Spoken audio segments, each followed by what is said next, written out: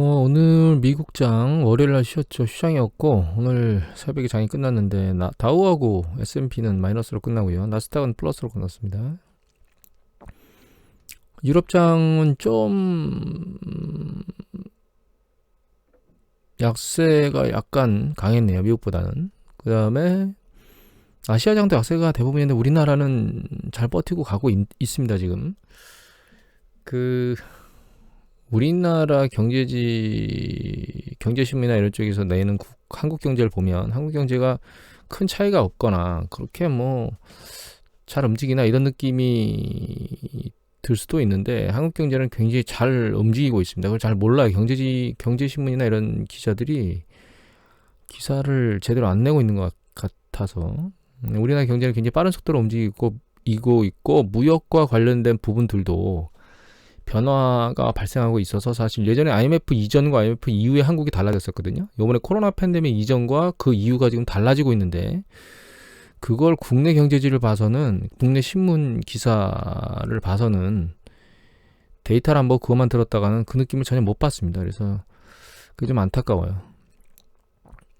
그리고 중국도 어제 약세를 보였는데 어제 상해지수는 내려오다가 잘 버티고 있습니다. 지금 밑으로 더 안 내려가려고 그 지지선에서 버티려고 상해도 그렇고 CSI 300도 그렇고 이거는 CSI 300이고 이건 상해지수거든요.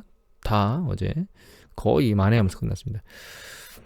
그리고 오늘 유가를 보면 유가가 내리 꽂았습니다. 아래로.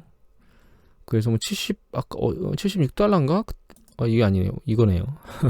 유가가 여기서 아래로 굉장히 세게 내리 꽂았습니다. 그러니까 이게 몇 달러까지 올라간 거야? 76달러까지 76달러, 76달러 9 얼마니까 77달러 거의 갔다가 73달러로 내리 꽂았거든요. 이게 한 번 튀고 두 번 튀었는데 그걸 전부 다 반합하고 내려왔습니다. 이게 사우디아라비아하고 아랍에미리트하고 맞붙어가지고 협상이 안 됐거든요. 오펙 플러스가. 근데 그 근저에는 아랍에미레이트가 계속 생산량을 증산하려고 시설 늘려놨는데 그거를 좀 빨리빨리 늘리려고 하는데 그렇게 못하게 하니까 반기를 들고 지금 늘어났는데 그 불협화음이 그러니까 긍정적인 요건으로 작동해서 두 번 튀었다가 다시 어느 순간에 부정적인 요건으로 작동해서 급락했습니다. 참 똑같은 상황인데 그 해석 자체가 바뀌는 거죠. 투자들의 난감하네 이겁니다. 진짜로. 다만 최근 제가 보는 관점에서는 예를 들면 중국의 각신 서비스업 지수는 이제 밑으로 뚝 떨어졌죠. 이거 중국 당국에서 하는 서비스업 지수도 밑으로 내려왔고 제조업 지수도 위로 올라가는 정도는 위로 상승 방향으로 튀는 정도는 지금 둔화되고 있어요.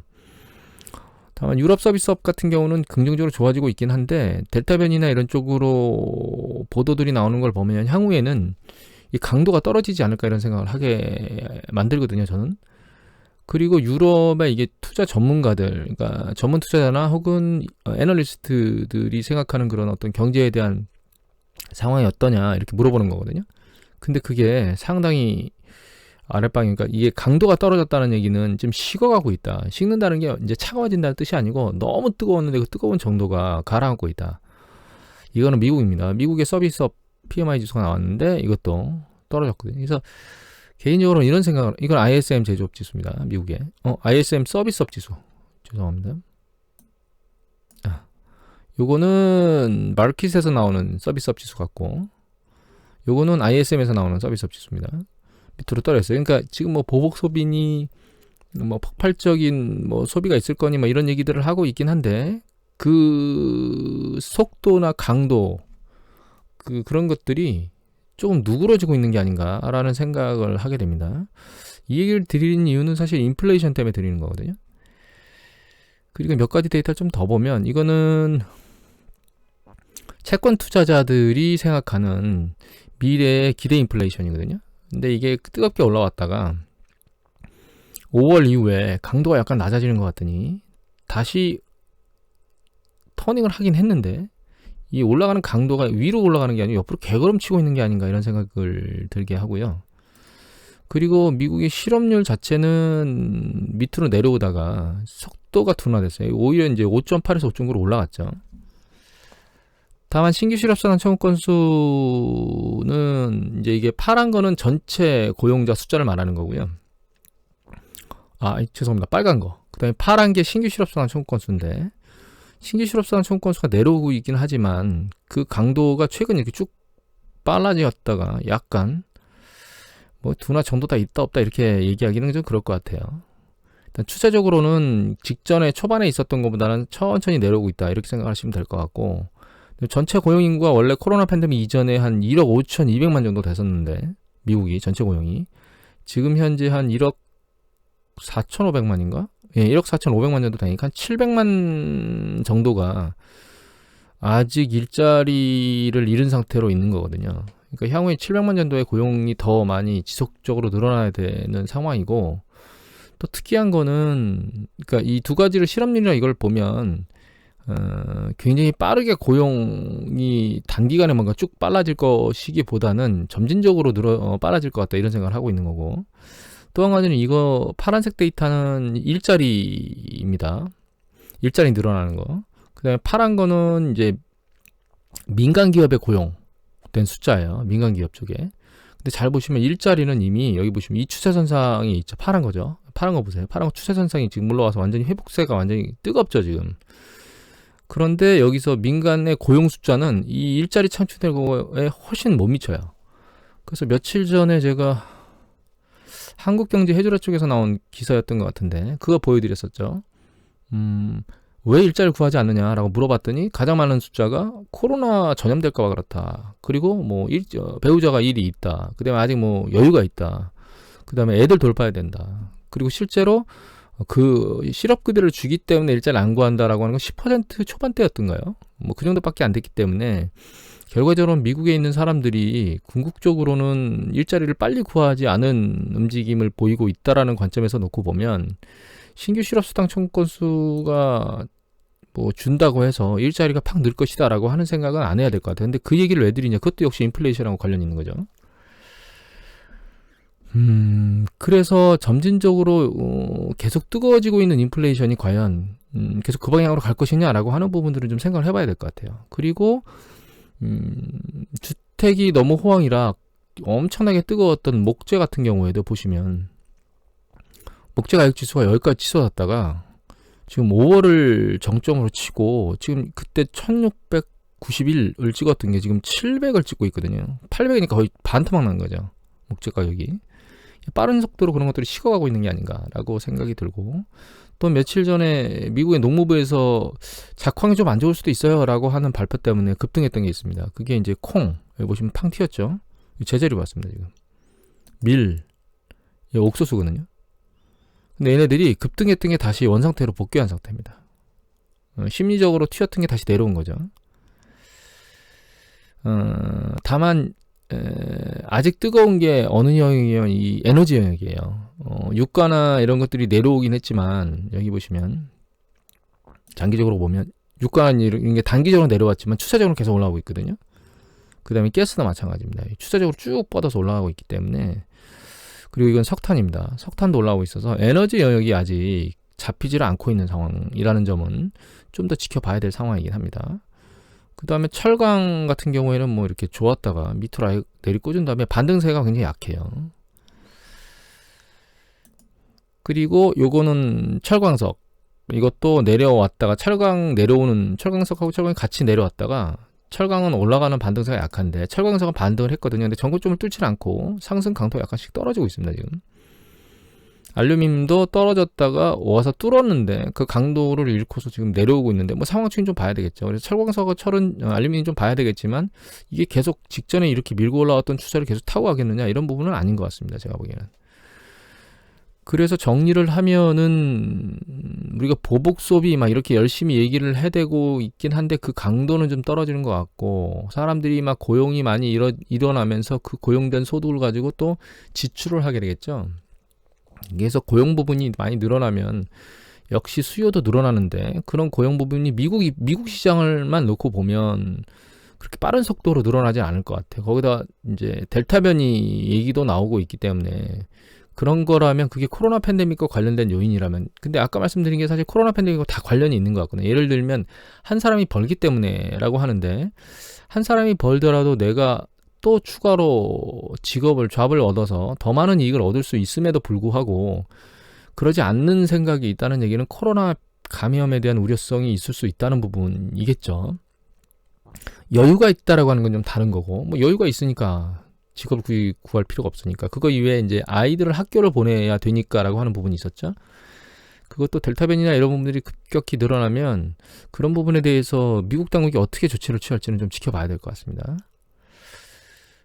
그리고 PMI 지수나 이런 것들이 뜨거워졌던 게 좀 약간 잠잠해지고 있다는 점, 이런 것들로 놓고 보면 인플레이션에 대한 얘기들이 계속 뜨거워졌지만 하반기로 가면 갈수록 제롬 파월 연준의장이나 제닛 옐런 재무장관이 얘기하는 것처럼 좀 잠잠해지지 않을까요?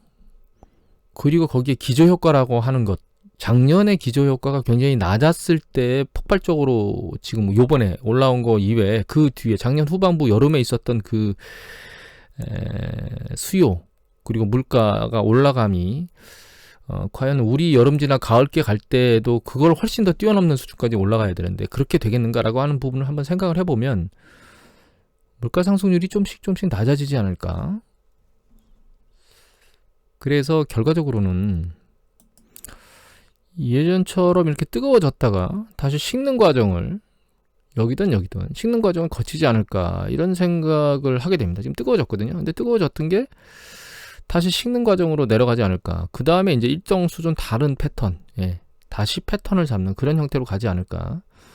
여기겠네요. 기저효과를 생각하면 좀 짧아야 되니까 여기고, 여기는 이제 이 상태에서 이제 이 기저효과에 따라서 올라갔다가 여기가 낮아진 거고, 그래서 지금도 굉장히 빠른 속도로 기저효과 대비 올랐는데, 과거에 비해서 굉장히 많은 속도로 올라간 거는 맞다? 꼭 맞다고 볼 수는 없겠네요. 왜냐면 여기 보면 글로벌 금리 때 여기 바닥에서 디플레이션까지 나온 게 보였다가 올라갔으니까 이 강도를 보면 이 강도 비슷한 강도로 보이는 거죠. 지금 여기하고 여기가 이 올라간 강도가. 그래서 안정화 추세를 거치는 과정으로 가지 않을까, 하반기에. 이런 생각을 하게 됩니다. 그리고 비트코인을 보면 여기 지금 이게 비트코인이거든요. 일봉으로 볼까요? 일봉인데 일봉 자체가 힘이 없어요. 지금 최근에 보면 힘이 없죠. 그리고 도지코인을 보면 도지코인도 마찬가지로 힘이 없습니다. 지금 그냥 스르륵 흘러 내려가는 느낌이 드는데, 기사가 이런 게 나와서 재미가 있어서 이걸 잠깐 봤습니다. 뉴즈원에서 기사가 나왔어요. 기사 입력은 2021년 7월 7일자고요. 제목은 코인 흔들리자 돈 은행에 우르르 비투 신용대출도 주춤하다, 이런 얘기가 나왔습니다. 이 기사를 쓴 거는 국종환 기자님께서 쓰셨네요. 그러니까 결과적으로는 5대 요구불 예금이 20조나 급증했는데, 이게 결과적으로는 코인 쪽에서 흔들리니까 이쪽으로 들어온 것 같다. 그리고 이제 공모주 쪽에 대고 들어올 것 같다. 충분히 가능성이 있는 얘기인 것 같아요, 제 생각에는. 그리고 이런 관점에서 놓고 보면 사실 그 비트코인이 과연 과거의 영광, 이렇게 폭발적으로 올랐던 영광을 기대해서 일로 들어가야 될까? 투심이 한번 식었다는 뜻이거든요. 근데 우리 주식 시장도 잘 보시면 코로나 팬데믹 이후에 급등했던 주식들 있죠. 그게 강력한 투심이 있기 때문에 올라갔었는데, 투심이 식은 상태로 식은 이후에 과거 작년부터 지금까지 올라왔던 그런 투심을 다시 발휘를 못 하거든요. 그거는 비트코인도 마찬가지일 거라고 저는 개인적으로 생각을 하기 때문에 비트코인 접근은 상대적으로 조심스럽게 해야 되지 않겠는가라고 하는 부분하고, 정말 이 작년부터 올해까지 있었던 그런 굉장히 큰 꿈을 그리려면 이 주봉을 한번 볼까요? 이거 도지코인은 옛날에 튀었기 때문에 요번에 저기 일론 머스크 때문에 튀었기 때문에 비트코인을 봐야 될 것 같은데, 주봉을 보면 예전에 한번 튀었다가 붕괴됐던 적이 있었죠. 튀었다 붕괴됐었어요, 비트코인이. 그게 언제냐면 2017년도 정점을 치고 붕괴됐다가 다시 머리를 들기 시작한 게 2019년도 2, 3월이니까 거의 1년 반 정도 지난 상태죠. 그리고 들렸다가 다시 내려왔는데, 여기서 비트코인, 그러니까 그 코로나 팬데믹 때문에 들린 거죠. 그래서 얘가 최소한 다시 뭔가 머리를 들려는 액션을 하려면 여기서부터 이렇게 꺼졌던 한 1년, 한 3, 4개월 정도는 지나는 그런 패턴의 움직임을 보고 그때 다시 접근해서 어떤 모멘텀을 찾아야 되는 게 아닌가라는 생각을 합니다. 관심이 있으신 분은 참고하시기 바랍니다. 그 다음에 미국이 그 주별 백신 접종률이 다른데, 그래서 접종률이 낮은 데는 그 델타 변이가 기사에 보면 거의 3배 차이가 난답니다. 그러니까 그 접종률이 높은 곳보다 접종률이 낮은 곳이 많게는 3배 이상 그 델타 변이에 그 감염되는 확진자 수가 늘어나고 있다고 얘기를 하고 있고, 그래서 뭐 특히 미주리주 같은 경우에는 저희가 그러니까 병원이 풀차가지고 다른 쪽으로 막 넘기고 이런 얘기들이 나오고 있어요. 그 다음에 영국이 마스크하고 거리 자체를 완전히 없앴잖아요. 근데 보시면 이게 27,000 잘 보이시나요? 26,000, 7,000대에서 내려갔었거든요. 내려가다가 띵 그 얘기 나오자마자 27,000으로 팡 튀었습니다. 이거 아무래도 아주 빠른 속도로 여기로 치고 올라갈 것 같습니다. 느낌이 이상합니다. 여기 올라간 다음에. 근데 이거 걱정을 해야 되느냐? 저는 사실 걱정을 안 해도 된다고 생각합니다. 얘가 또 치고 올라가면 정말 또 마스크 써라. 최소한 거리는 좀 안 두더라도 마스크는 써라. 이렇게 돌아갈 거예요. 그리고 얘네가 이렇게 치고 올라가는 거 보면 또 다른 국가들도 또 이거 여기 영국 틀어 막아야 된다. 들어오는 사람 격리시켜라. 뭐 이렇게 난리를 칠 거기 때문에 그런 행위를 계속 반복해 왔잖아요. 결과적으로는 또 커버가 되고 델타 변이 때문에 백신 빨리 맞아라. 그래서 백신 투여하려고 애를 많이 쓸 거예요. 그래서 개인적으로는 뭐 대부분의 분들이 백신을 맞으려고 생각하고 있는 것으로 알고 있습니다. 미국 같은 경우는 백신을 안 맞겠다고 한 어떤 분이 41세든가요. 그분이 걸려가지고 사망 직전은 아니고 치료 과정 중에 백신 맞아야 된다라고 제가 스스로 동영상을 촬영해서 아마 SNS에 올렸던 게 있었던 것 같은데, 그분이 이제 돌아가셨죠. 그 뒤에. 안타까운 일이긴 한데, 백신의 부작용으로 인해서 사망하는 케이스가 발생해서 그것도 정말 안타까운 일이긴 하지만, 개인적으로는 이렇게 생각을 합니다. 델타 변이는 정말 그 변이의 강도가 세잖아요. 그러니까 전 세계 사람들이 꼭 한 번은 이 코로나 바이러스 때문에, 그러니까 코로나 바이러스에 감염될 가능성이 있는 것 같아요. 한 번은 최소한. 특히 올해나 내년 뭐 이렇게 하여튼 어떤 형태로든 감염 안 되고 지나갈 수는 없을 것 같은데, 문제는 점점 그 강도가 세지고 있다는 거예요. 변이 강도가. 그러니까 백신을 맞지 않고 그 세지고 있는 강도에 노출되면 그만큼 더 위험하다는 거죠. 백신을 맞아서 내가 위험성에 노출되는 것보다 백신을 안 맞고 그 바이러스에 감염이 되면 노출되는 강도가 훨씬 더 세진다는 뜻이죠. 그럴 거면 상대적으로 덜 위험한 거를 내가 감당하는 게 낫지 않을까, 이런 생각을 하게 됩니다. 이건 젊은 분들한테, 맞고 싶지 않은 분들한테 혹시라도 참고하시라고 그냥 높아심에 드리는 말씀이니까, 모든 판단은 스스로 알아서 해야죠. 자기 목숨은 다 자기 거니까. 자, 오늘은 이것을 마치도록 하겠습니다.